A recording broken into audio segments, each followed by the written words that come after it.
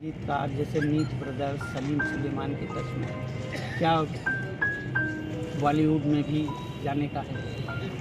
जैसे पिछले साल होली में हमार गाना आइल रहे, जौने गाना के बोल रहे कमरिया हिला रही है। इस बार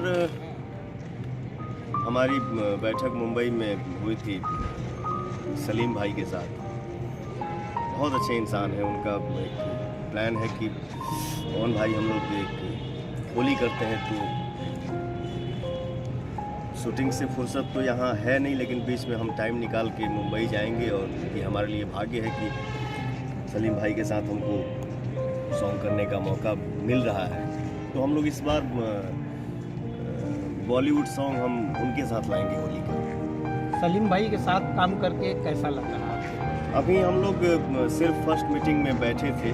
अभी हम लोग म्यूजिक सिटिंग पे नहीं बैठ पाए हैं, तो आजकल में उसका डिस्कस होगा और इसके बाद बैठेंगे। फिर मुंबई जाके गाऊंगा और उसका शूट किया जाएगा। बॉलीवुड और बॉलीवुड में क्या अलग है?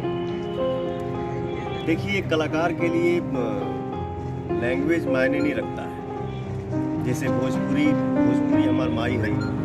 भोजपुरी से बड़ा मेरे लिए जीवन में कुछ हो ही नहीं सकता, क्योंकि आज मैं कहीं भी बैठूंगा, इंडिया के बाहर या किसी भी देश में आदमी जाएगा, तो कारण और वजह तो हमारी भोजपुरी ही है ना। मैं डायरेक्ट बॉलीवुड से बॉलीवुड में काम नहीं कर रहा हूँ या किया।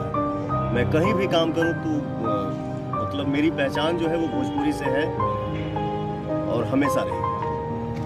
अगर आपको बॉलीवुड में मौका मिलता है तो आप किस हीरोइन के साथ काम करना पसंद करेंगे? बड़ा टेढ़ा सवाल आपने पूछा। सब कोई अच्छा कलाकार हुआ, जेकर जैसे बॉलीवुड में बहुत सारे बिजी स्टार हैं, तो जेकर जैसे डेट अवेलेबल हुई सबके साथ काम किया जाएगा। कोई एक ये नहीं है कि मुझे उन्हीं के साथ काम करना है।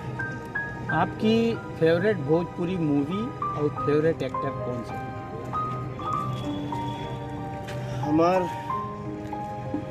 फेवरेट भोजपुरी फिल्म जैसे शुरुआती दौर में हम फिल्म इंडस्ट्री में एंट्री किए थे, तो